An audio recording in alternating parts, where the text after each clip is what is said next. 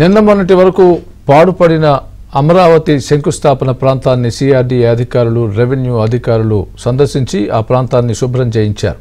గతంలో అమరావతి నమూనాలను అగంతకులు ధ్వంసం చేశారు. తాజాగా సిఆర్డీఏ అధికారులు వచ్చి ఈ ప్రాంతాన్ని సరిచేయడంతో పాటు సెక్యూరిటీ సిబ్బందిని ఏర్పాటు చేయడం పట్ల రైతులు హర్షం వ్యక్తం చేశారు.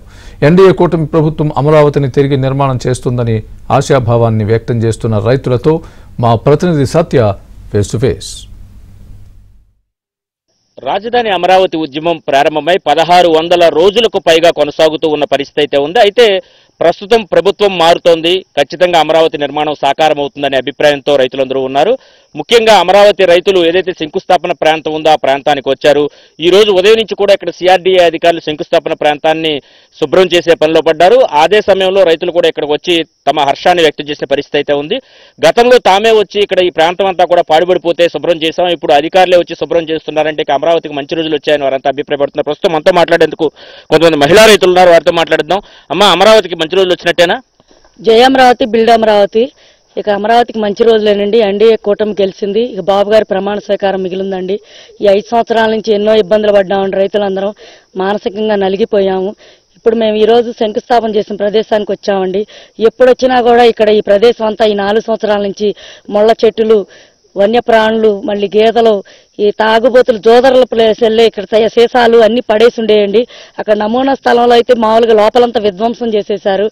ఈ రోజు మరి ప్రభుత్వం మారంగానే వెంటనే మరి అధికారులందరికీ, సిఆర్డీఏ వారికి, వీళ్ళందరికీ ఈ రోజు ఈ ప్లేస్ ను శుభ్రం చేయాలని మరి వాళ్ళకి తోసిందేమో వెంటనే హడావిడిగా ఈ రోజు పనులందరం పంపించి ఇదంతా శుభ్రం చేయిస్తున్నారు. పూర్వ వైభవం రాబోతుందండి. ఇది అంత పవిత్రంగా మేము చూసుకుంటున్నామండి. పుణ్యస్థలం. ఈ స్థలాన్ని ఈ రకంగా నాశనం చేశారు. ఇప్పుడు మాత్రం మంచి రోజులు వచ్చినాయండి. అభివృద్ధి చెందిద్దని మేము కోరుకుంటున్నామండి. అమరావతి నిర్మాణం ఆగిపోయి 5 ఏళ్ళు అయింది. 5 ఏళ్ల తర్వాత తిరిగి పునర్నిర్మాణం ప్రారంభమవుతుంది అనుకుంటున్నారు. అదేవిధంగా చంద్రబాబు నాయుడు గారు కూడా ప్రమాణ స్వీకారం చేయబోతున్నారు. ఏం కోరుకుంటారు ఈ ప్రభుత్వం నుంచి మీరు? అందరు బాగుండాలని, ప్రజా రాజధాని అభివృద్ధి అవ్వాలని అందరు కోరుకుంటున్నారు. ప్రజలు నిర్ణయం ఇచ్చారండి ఇప్పుడు ఓటు ద్వారా. అందుకని అందరికీ అన్ని అంగామాలు, అన్ని రాష్ట్ర ప్రజలకి అంతా ఇక్కడే ఉద్యోగాలు వచ్చేటట్టుగా చేస్తారని అందరూ కోరుకుంటున్నారు. అదే తీరిద్ది కోరిక. జయ అమరావతి. అమరావతి నిర్మాణం ఆగిపోయి 5 ఏళ్ళు అయింది. ఇప్పుడు మరలా పునఃప్రారంభం అవుతుందని మీరు భావిస్తున్నారు. శంకుస్థాపన ప్రాంతానికి వచ్చారు. గతంలో అంటే అమరావతి నిర్మాణం ఆగిపోయిన తర్వాత ఈ ప్రాంతం ఎలా ఉంది, ఇప్పుడు ఎలా ఉంది అనుకుంటున్నారు? మొన్న కూటమి గెలిచింది, మాకు అమరావతి మళ్ళీ పూర్వవైభవం వస్తుందని మేము ఎంత సంతోషించాము. ఈ 5 ఏళ్లు పడ్డ కష్టాలు, గత ప్రభుత్వంలో పడ్డ కష్టాలన్నీ మర్చిపోయి ఎంతో ఆనందంగా ఉన్నాము. ఇవాళ కూడా ఇక్కడికి ఒకసారి వచ్చి చూసి కాస్త పూజ చేసుకుని దండం పెట్టుకుని వెళ్దామని వస్తే ఇక్కడ వీళ్ళంతా శుభ్రం చేయటం, ఆ పోలీసులు రావటం, రెవెన్యూ అధికారులు రావటం, ఇవన్నీ చూస్తే ఇంకా మనకి తొందరగా పనులు అయిపోతున్నాయి. అమరావతి నిర్మాణం ఇంకా తొందరగా అయిపోద్ది. బాబు గారు ఇది డ్రీమ్ ప్రాజెక్టు, ఒక ప్రపంచ స్థాయి నగరంగా నిలబెడతారు. రాష్ట్ర ప్రజలందరినీ ఆదుకుంటారు. అందరికీ మంచి చేస్తారు. అందరికీ మంచి జరగాలని కోరుకుంటున్నాం. అమ్మ, గతంలో అమరావతి ప్రాంతంలో మట్టిని దోచేశారు, ఇసుకను దోచేశారు, ఐరన్ రాడ్లను కూడా ఎత్తుకుపోయిన పరిస్థితి అయితే ఉంది. ఇప్పుడు అవే ఆస్తులకి పోలీసులు రక్షణగా నిలిచేందుకు సిద్ధం అవుతున్నారు. ఎలా చూస్తారమ్మా? దీన్నే అంటారండి, ఆయన అంటారు కదా, జగన్మోహన్ రెడ్డి దేవుడు తీర్పిస్తాడు, దేవుడు చూస్తున్నాడని. అది మేము అదే చెప్తున్నాం.